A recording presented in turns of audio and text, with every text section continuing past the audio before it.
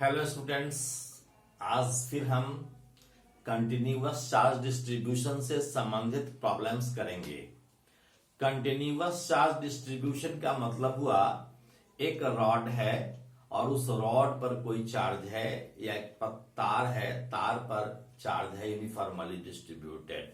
वह तार हो सकता है आर्क के रूप में हो, सेमी सर्कुलर आर्क के रूप में हो, सर्कुलर आर्क के रूप में हो या एक स्ट्रेट लाइन के रूप में हो। तो हम इन चीजों पर हम ध्यान देंगे और प्रॉब्लम्स करेंगे। तो पहला है प्रॉब्लम कि एक रॉड है, सपोज कीजिए यही एक रॉड है। इस रॉड का कुछ भी लेंथ मान ले रहे हैं, एल लेंथ मान ले रहे हैं, और इस रॉड के परपेंडिकुलर डायरेक्शन में ओ से पी पर, ओ से पी की दूरी आर है, आर दूरी पर हम इलेक्ट्रिक फील्ड निकाल रहे हैं। यहां इलेक्ट्रिक फील्ड हमको निकालना है। हमने अभी भी बताया कि इस पर यूनिफॉर्मली चार्ज डिस्ट्रीब्यूट है और लैम्डा लीनियर चार्ज डेंसिटी है। लैम्डा लीनियर चार्ज डेंसिटी है। What do you mean by linear charge density? Linear charge density means charge पर यूनिट लेंथ है। हमने क्या किया कि O से y डिस्टेंस पर एक एलिमेंटल पार्ट लिया। इस एलिमेंटल पार्ट का लेंथ है dy। यह एलिमेंटल पार्ट जो है, यह एलिमेंटल पार्ट कहां पर लिया, इसकी पोजीशन को लोकेट करने के लिए हमने एंगल का सहारा लिया है। हमने इस स्ट्रेट लाइन ओपी लाइन से थीटा एंगल बनाते हुए एलिमेंटल पार्ट लिया है। यह एलिमेंटल पार्ट थीटा एंगल पर है और यह एलिमेंटल पार्ट पॉइंट P पर छोटा सा एंगल डी थीटा बना रहा है। यह डी थीटा एंगल है। अब हमने इस छोटे से पार्ट की बात किया, एलिमेंटल पार्ट dy की बात किया। इस एलिमेंटल पार्ट dy पर चार्ज अगर dq है तो dq का वैल्यू क्या होगा? dq का वैल्यू होगा lambda into dy। This is the value of dq। अब इसके कारण पॉइंट P पर फील्ड किधर होगा? निश्चित रूप से इस पर पॉइंट P का डायरेक्शन, पॉइंट P पर इलेक्ट्रिक फील्ड का डायरेक्शन ये होगा। यह हमने मान लिया एलिमेंटल पार्ट के कारण जो फील्ड है वह फील्ड है DE। मैंने माना कि यह फील्ड है DE। इस D के दो कंपोनेंट होंगे। एक कंपोनेंट होगा इस डायरेक्शन में, इस डायरेक्शन को हम लिखें DE परपेंडिकुलर डायरेक्शन हुआ, यानी इस रॉड के परपेंडिकुलर डायरेक्शन में, और एक हुआ रॉड के पैरेलल डायरेक्शन में, यानी इस डायरेक्शन में एक दूसरा कंपोनेंट होगा। इसको हम DE पैरेलल लिख रहे हैं। ऑब्वियसली DE का वैल्यू हम क्या लिखें पहले देखें। DE का वैल्यू हम लिखेंगे DE is equal to 1/4 pi epsilon naught dq divided by इस डिस्टेंस का स्क्वायर। हमने मान लिया कि यह डिस्टेंस z है तो z स्क्वायर लिखेंगे।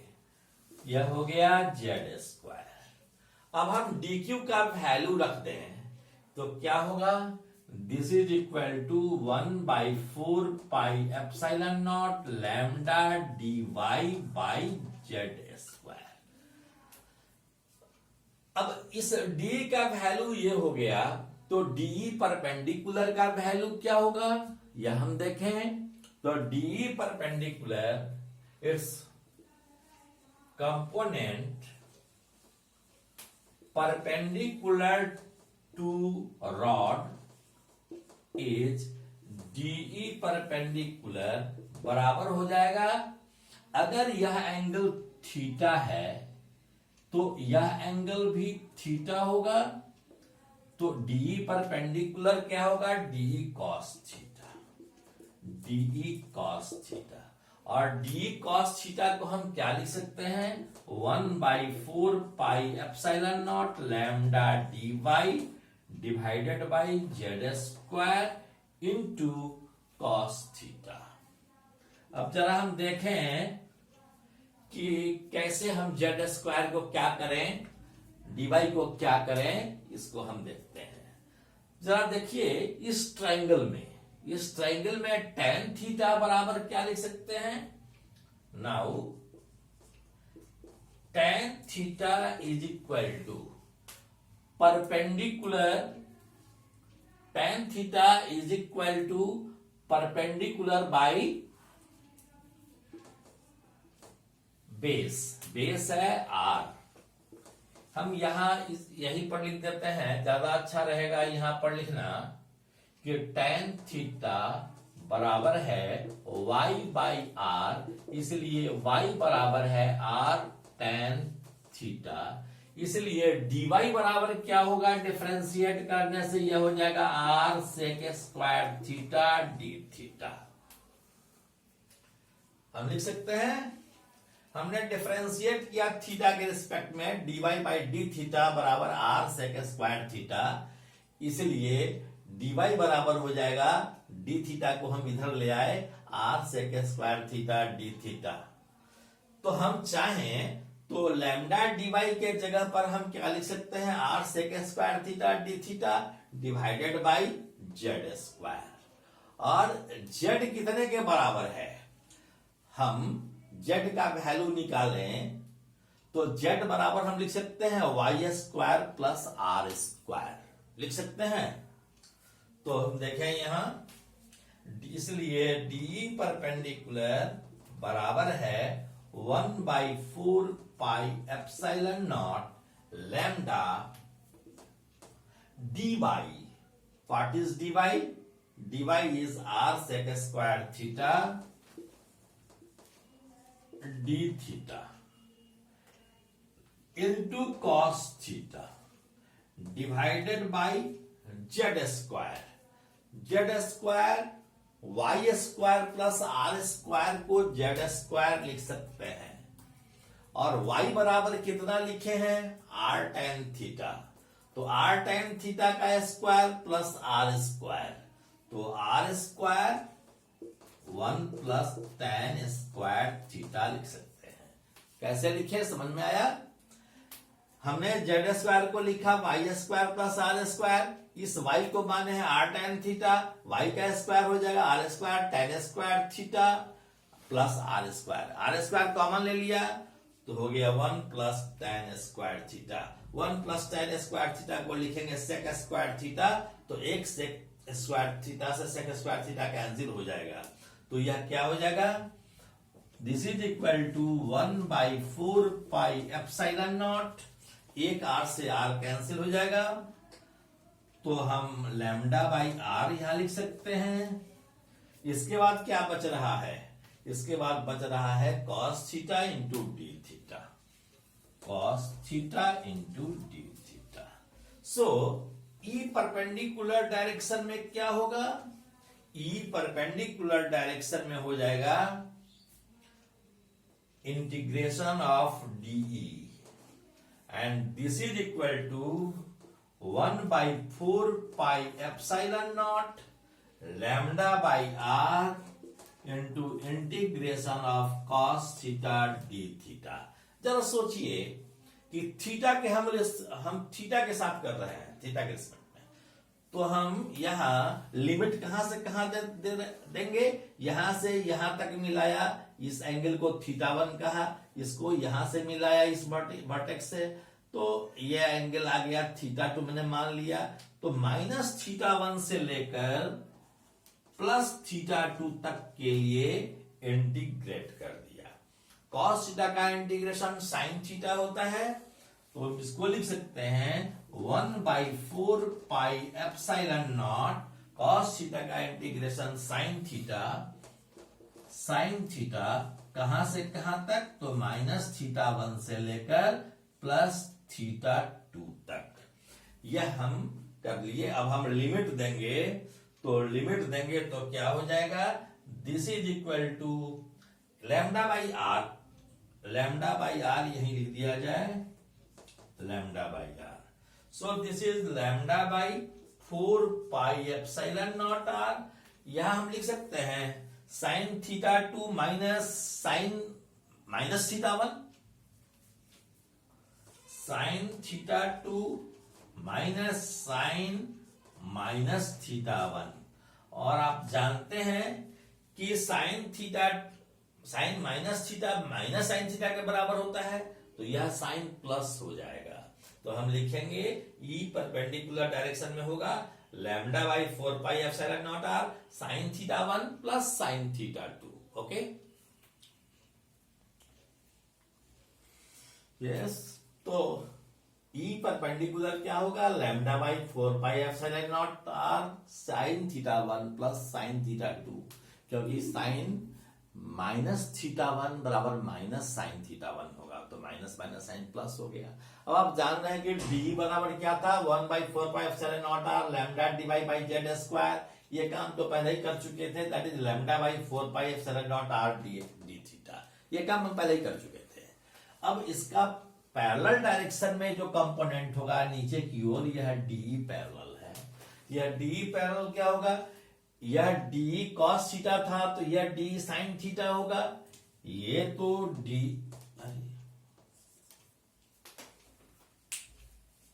होगा डी साइन थीटा, और ये था डी कॉस थीटा। तो यहां हम डी साइन थीटा कर दिए, माइनस थीटा 1 से प्लस थीटा 2 तक के लिए इंटीग्रेट कर दिए। So this much will be equal to lambda by 4 pi epsilon naught r sine theta का इंटीग्रेशन हो जाएगा minus cos theta, minus cos theta, minus theta 1 और प्लस थीटा 2। अब इसको क्या करेंगे, दिस इज इक्वल टू हम लिखें cos theta 2 plus cos theta 1 lambda by 4 pi epsilon naught r. यह क्या होगा, कॉस माइनस साइन है, चलिए माइनस को मैंने बाहर निकाल दिया, तो यह हो जाएगा cos theta 2 minus cos theta 2 minus cos minus theta 1 minus cos theta plus cos theta के बराबर ही होता है। तो ये हो गया minus lambda by 4 pi epsilon naught r cos theta 2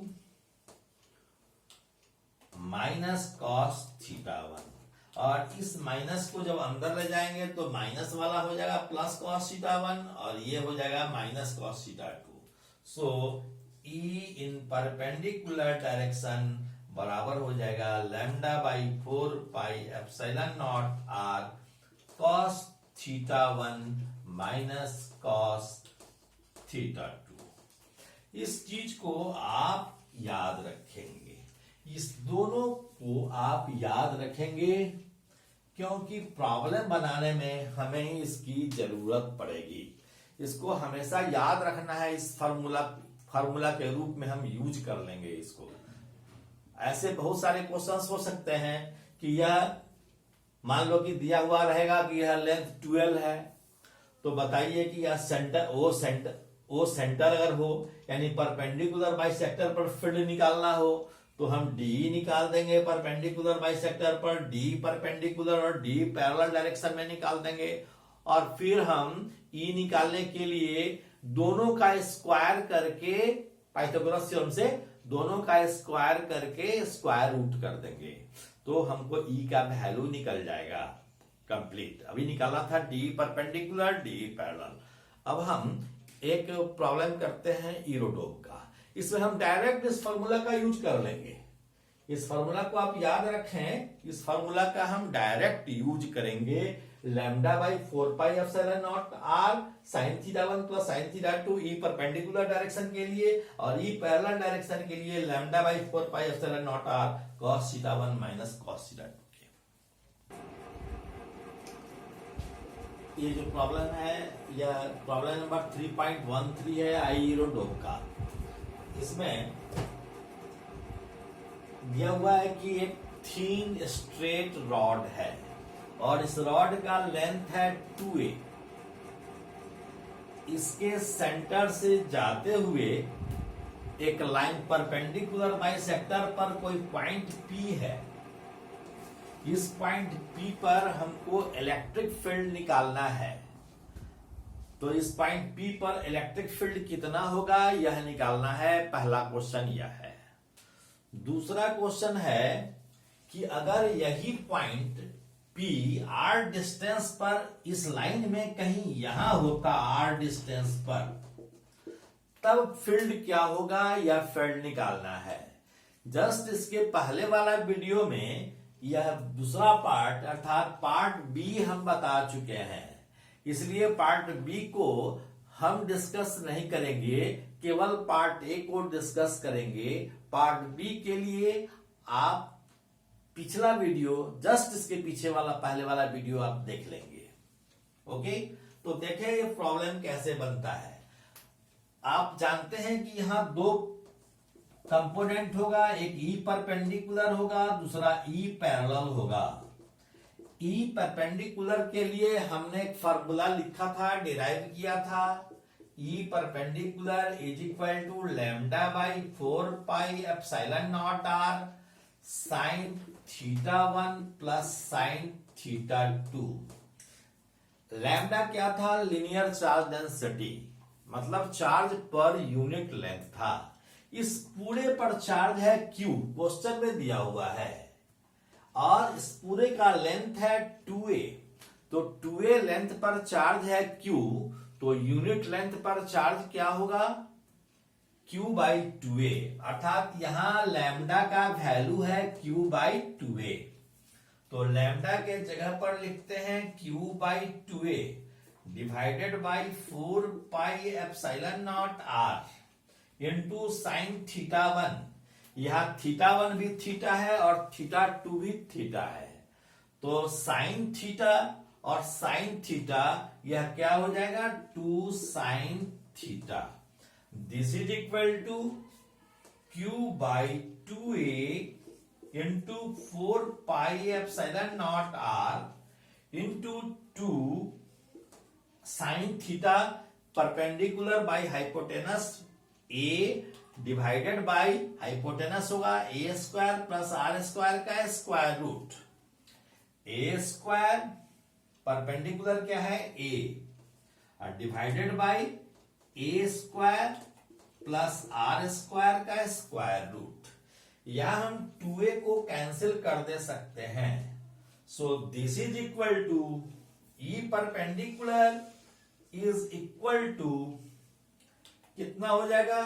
Q by 4 pi epsilon naught r root over a square plus r square, इतना हो जाएगा E perpendicular.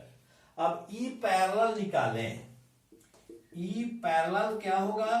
Lambda by 4 pi epsilon naught r cos theta 1 minus cos theta 2।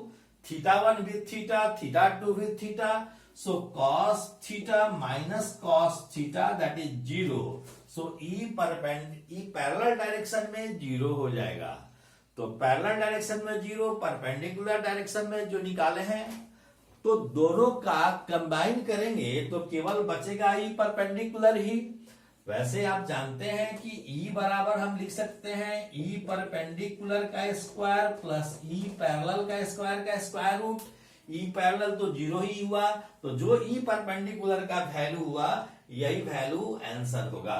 So answer is Q by E is equal to Q by 4 pi epsilon naught r root over a square plus r square.